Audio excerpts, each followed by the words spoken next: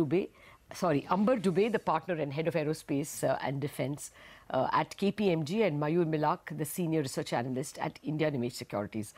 Gentlemen, good morning and thank you very much for joining us.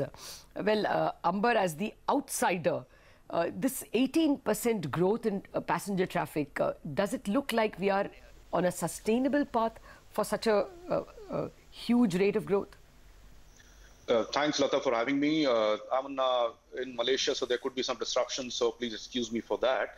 On the 18% growth story, I think this is quite sustainable because it's on the back of some very solid fundamentals. The oil price look like they're going to be stagnant in the band that they are in. The government is very supportive. We've seen a lot of policy initiatives taken in the last 2 years, which have propelled the growth forward. And also with the economy growing at a steady pace, per capita incomes, and also the propensity to travel by air. All these are the fundamentals on the basis of which airlines make their long-term 10-year, 20-year projections. So I think on the whole, things look good. Yes, of course, the airline sector is also very, very vulnerable to safety, security issues, health issues. There could be some disease outbreak and suddenly you find tickets being cancelled. But on the whole, it looks sustainable.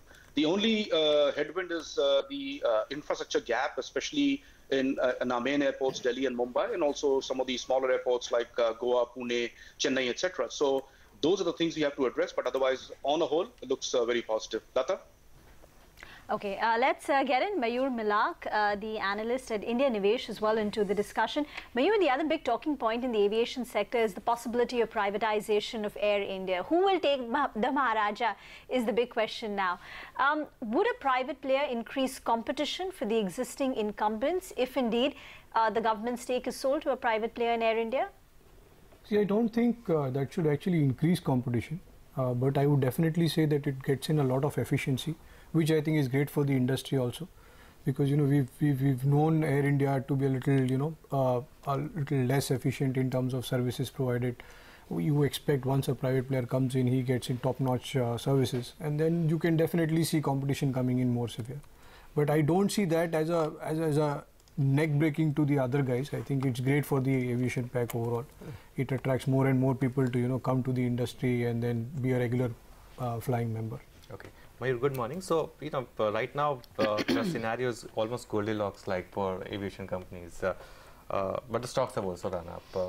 So, your thoughts on whether the entire sector is good or whether you want to play only a couple of players, and if yes, which ones? So, I think the entire sector is looking in a sweet spot. We are seeing this demand to be a very structural demand. So, this is not like a seasonal thing which we think will vanish away. Crude has been really supportive. I think with crude hovering sub 50, you are definitely seeing these guys making good money. And if they're making good money, you know for sure that this is here to stay. So the profitability looks good. If I have to look at the overall growth in profitability, I still think valuations are relatively cheap. We still find a lot of value in SpiceJet.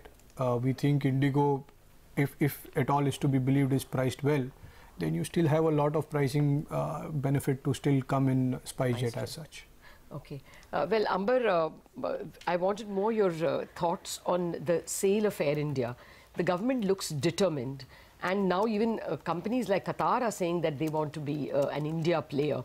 Of course, the rules will have to change and they may have to get a domestic partner. But basically, how much of Air India's debt the government has to cut to find a buyer, you think? Well, another good question. Let's break it up into parts. Number one, the privatization. Yes, it's a very positive development. This is one mistake the government did way back in 1953, which it should have never done. I mean, you're always wiser in hindsight.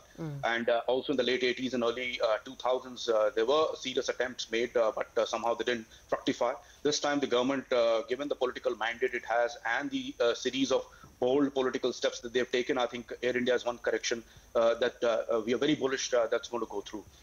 Your second question was about Qatar. I doubt if Air India, given the emotional connect and the national carrier tag, etc., in the first round, it will go to a foreign player because the first attempt of the government would be to find an Indian buyer. and only later, if that doesn't work out, will they, I think, open it up to foreign partners, because let's not forget there are lots of bilateral rights and slots at Heathrow, JFK, Chicago, etc., that these guys have, which is of immense value. You can't just give it to a foreign player.